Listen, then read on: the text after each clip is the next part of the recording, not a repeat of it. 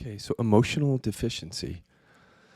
I have this experience of working with people with 3D KI, and we land on identity for safety and to get love,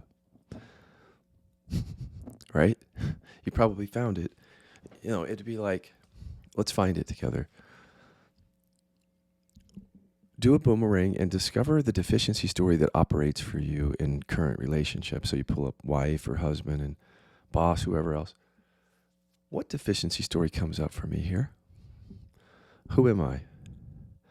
Trust the body, feel it first, and then speak it. So, I'm not good enough. There's something wrong with me. Something like that. Okay, so that's the deficiency story, which we've talked about. That's the ego. Self-limiting beliefs, ego identity, deficiency story, it's all the same. At the very core is some story of deficiency. But in the body, the feeling of deficiency is emotional deficiency. It took me a while to change the wording here because people kept landing on identity, but they weren't getting to the repression that produces it. That is the great non-dual bypass, actually, in my view. So identity comes up. We question that, but we don't get to the repression. And the repression creates the felt sense of deficiency and lack because we're lacking basic resources from childhood. Anger is a natural resource, but if we don't have it online, it feels like we're deficient. It translates then in adulthood to deficiency story in the mind. But the body is repression. I can't be myself. I can't express something. I'm deficient in emotions. That's why I want to start calling the deficiency story emotional deficiency. So remember, because in the Inside Out path, all forms of suffering point to the root of the suffering. So the root of the suffering here is the repression. But people are landing on identity in the mind. Not only are they landing to identify with that, but when we get to non-duality and enlightenment and Eastern practices, we can become somewhat fixated on identity, as if that's the culprit, that's the core. It is and it isn't, because below that is repression of emotion. That's the emotional deficiency in the body. I'm missing anger. I'm missing hurt. Therefore, I feel like there's something lacking.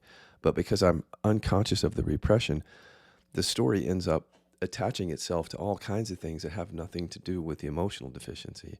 Like you go on Facebook and he's making a lot of money and he's happy, he's married, and I'm single and I'm poor. And then that feeling of deficiency attaches there. But it's essentially emotional deficiency.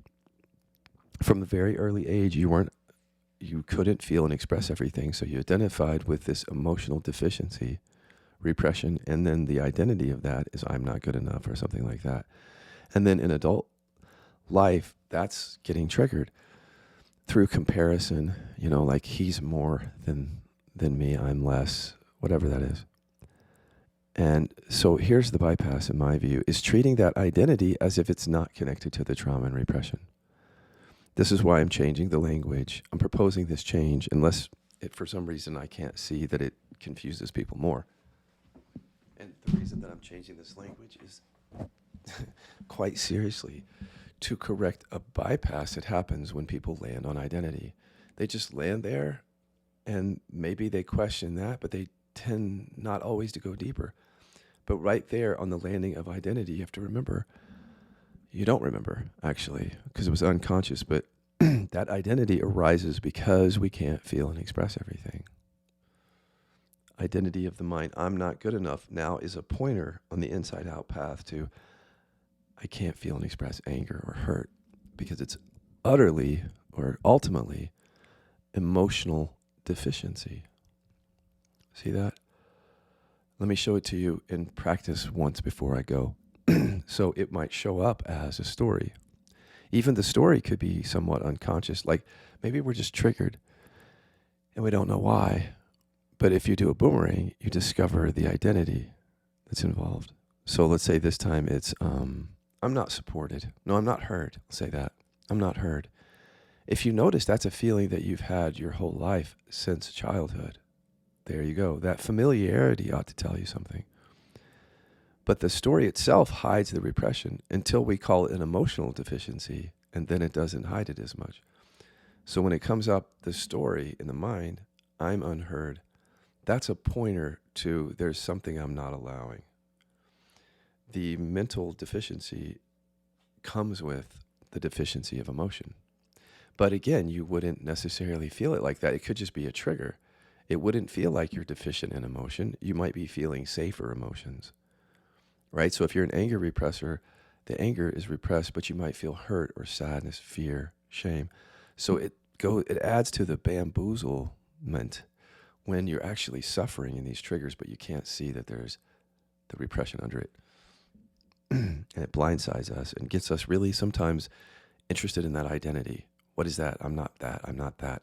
But that's identity is directly connected to the deficiency in the body, which is repression. So it's just a language change. There's no skill change here. But I hope that, see, with all language changes or with context, we want it to help practice. So I think that it'll help practice in this way. You're sitting at home alone. We're trying to empower people to have the tools that they need and stop being dependent on others. You're triggered. You do the boomerang.